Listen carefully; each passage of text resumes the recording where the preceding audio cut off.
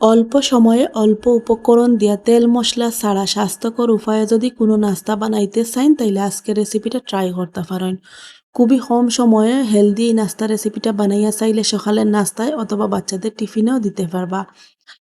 আসসালামু আলাইকুম, মাহমুদা মিনি কিচেনে সবাইকে জানাই স্বাগতম। আজকে নতুন আর সহজ একটা রেসিপি আপনারা তো কিলাখান বানাইছি। আজকের এই সহজ সুন্দর রেসিপিটা আপনারা সাথে শেয়ার করছি, আশা করছি অকলের কাছে ভালো লাগবো। প্রথমে একটা মিক্সিং বাটির মাঝে নিলাম মেজারমেন্ট কাপ দিয়ে 1 কাপ পরিমাণ আটা। আমি আটা দিয়ে বানাইলাম, আপনারা চাইলে ময়দা দিয়ে এই নাস্তাটা বানাইতে পারবা। 2 টেবিল চামচ দিলাম সুজি, এতে এই নাস্তাটা আরও বেশি হেলদি হইব। 2 টেবিল চামচ দিলাম গুঁড়া দুধ, এতে নাস্তাটা খাইতে আরও বেশি টেস্টি লাগবো। 2 টেবিল চামচ দিলাম চিনি, এতে নাস্তাটা খাইতে একটু হালকা মিষ্টি মিষ্টি লাগবে, তবে চিনির পরিমাণ চাইলে আপনারা কম অথবা বেশিও দিতে পারবা। স্বাদ মতো দিছি লবণ আর দিলাম 1/2 চামচ ইস্ট। ইস্ট দিলে নাস্তাটা অনেক বেশি নরম তুলতুলা আর জালিদার হইব। প্রথমে সবগুলো উপকরণটা খুব বালাটিকে মিশাইয়া নিলাম। যদি আমার আজকের এই সহজ সুন্দর রেসিপিটা আপনার কাছে ভালো লাগে, আমার চ্যানেলটাকে সাবস্ক্রাইব করিয়া আমার পাশে থাকবা। ভিডিওটা যদি দেখা শুরু করেন একটা লাইক দিয়া প্রথম থেকে শেষ পর্যন্ত দেখার অনুরোধ রইল। শুকনো উপকরণগুলা মিশানি হয়ে গেলে এখন দিলাম 1 কাপ পরিমাণ কুসুম গরম পানি। যে কাপ দিয়ে আমি আটা দিছি ও কাপ দিয়ে 1 কাপ পরিমাণ কুসুম গরম পানি প্রথমে আমি এখানে ব্যবহার করছি। আর কুসুম গরম পানির পরিবর্তে চাইলে আপনারা এখানেও জাল করা কুসুম লিকুইড দুধও দিতে পারবা, তবে আমি গুঁড়া দুধ দিছি, এর কারণে কুসুম গরম পানি এখানে ব্যবহার করছি। সবগুলো উপকরণটি খুব বালাটিকে মিশিয়ে নিলাম, আর মিশাইবার সময় খেয়াল রাখতে হইব কোনো দানা দানা অথবা দলা দলা ভাব যাতে না থাকে।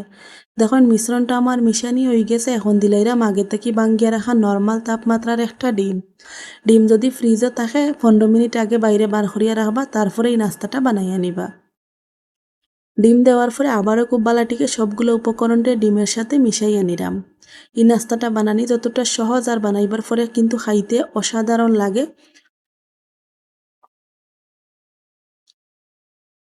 দেখুন খুব বালাটিকে কিন্তু সবগুলো উপকরণে আমি কেন মিশিয়ে নিছি।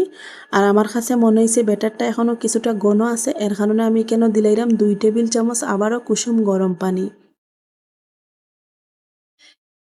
তারপরে আবারও সব কিছুরে খুব বালাটিকে মিশাইয়া নিলাম।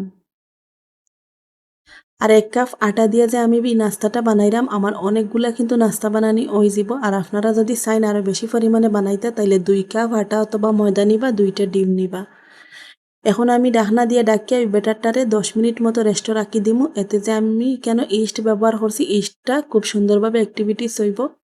আর কুসুম গরম পানি দিছি, এর কারণে বেশি সময় কিন্তু আমার এখানে রেস্ট রাখার দরকার হইতো না। 10 মিনিট হয়ে গেলে ঢাকনাটা সরাইয়া নিছি, আর দেখে হয়তো বুঝতে পারা আমার এই ব্যাটারটা কিন্তু খুব সুন্দরভাবে সেট হয়ে গেছে। ব্যাটারের উপরে অনেকগুলা কিন্তু বাবলস ক্রিয়েট হইছে। এখন আমি এখানে দিলাইরাম 1/2 চা চামচ বেকিং পাউডার। বেকিং পাউডার দেওয়ার পরে একটা চামচ দিয়ে খুব বালাটিকে সব কিছু উপকরণের সাথে মিশাইয়া নিলাম। বেকিং পাউডার দেওয়ার কারণে এই নাস্তাটা অনেক বেশি নরম তুলতুলা হয়, আর যদি আজকে সকালে বানাইন কালকে সকাল পর্যন্ত কিন্তু একই রকম থাকবো, এতটা কিন্তু সফট হইব। দেখুন খুব বালাটিকে মিশিয়ে নিছি, আর ব্যাটারের ঘনত্বটা আপনারা দেখাইলাম ওলাহান ঘনত্বর ব্যাটারটা হইতে হইব। অত বেশি পাতলাও না আর অত বেশি কিন্তু বাড়িও না। এখন আমি নাস্তাগুলা বানাইয়া নিমু। নাস্তাগুলা বানাইবার লাগে আগে থেকে চুলার উপরে একটা প্যান খুব বালাটিকে গরম করিয়া নিছি। এখন প্যানের মাঝে একটা ব্রাশ দিয়ে হালকা তেল ব্রাশ করিয়া নিলাম। ও যে আমি তেল ব্রাশ করছি আর কিন্তু আমার এখানে তেল ব্রাশ করার দরকার হইতো না। এর কারণে প্রথমেও আপনারা কইছি সম্পূর্ণ তেল ছাড়া কিন্তু আজকের এই নাস্তা রেসিপিটা বানাই আপনার সাথে শেয়ার করলাম।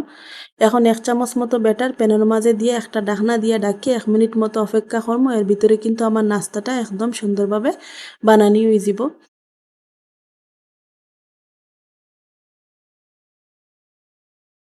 কিন্তু অনেক ছিদ্র হইছে।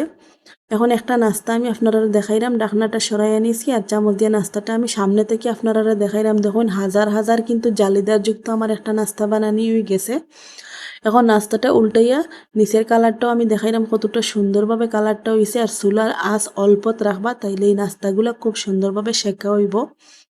এখন একটা নাস্তা আমি আলাদা একটা প্লেটের মাঝে তুলিয়া নিলাম। খুবই কম সময়ে অনেকগুলাই নাস্তা বানানি যায়। এখন আরও একটা নাস্তা বানাই আপনারা দেখাইলাম। দেখুন 1 চামচ মতো ব্যাটার দিয়ে দিছি, তারপরে ঢাকনা দিয়ে ডাকিয়ে 1 মিনিট মতো অপেক্ষা করলাম। 1 মিনিটের চাইতেও সময় কম লাগে। চুলার আঁচ অল্পত রাখবা আর ঢাকনা দিয়ে ঢাকিয়ে দিবা। দেখুন আরও একটা নাস্তা আমার বানানি হয়ে গেছে। কতটা কিন্তু জালিদার আর কিন্তু নরম তুলতুলে হইছে, দেখে হয়তো বুঝতে পারা একদম প্যানকেকের মতো। দেখুন এই নাস্তাটাও আমার বানানি হয়ে গেছে, আমি নামাইয়া নিছি। আর একই রকম হরিয়া আমি বাকি সবগুলা নাস্তা বানাইয়া আপনার সাথে শেয়ার করলাম। দেখুন 1 কাপ আটা দিয়ে আমার কতগুলা মজাদার নরম তুলতুলা সম্পূর্ণ তেল মশলা ছাড়া হেলদি নাস্তা বানানি হয়েছে। যেমন জালিদার তেমনি কিন্তু পিছনের কালারটাও সুন্দর আইছে, একদম দেখতে মনে হয় যেন প্যানকেকের মতো। কম সময়ে অল্প উপকরণ দিয়া সহজভাবে যদি চাইন তাইলে আজকের রেসিপিটা বাসা বাড়িতে বানাইতে পারবা। দেখুন হাতের মাঝে নিরাম, একদম মুঠোর ভিতরে ঢুকি যান। বাচ্চাদের টিফিনে যদি আপনারা দেন সাথে একটু মধু দিয়া দিবা, তাইলে কিন্তু তারা মন ভরিয়া খাইব। অনেক বেশি মজাদার এই নাস্তাটা হয়, পেট ভরবো কিন্তু মন ভরতো না। খুবই মজাদার আর অনেক বেশি জালিদার নরম তুলতুলা। তো কিলাহান লাগলো আমার আজকের এই সহজ সুন্দর রেসিপিটা কমেন্ট করিয়া জানাইতে ভুলুন না। যেন সকল ভালো থাকবা, সুস্থ থাকবা সব।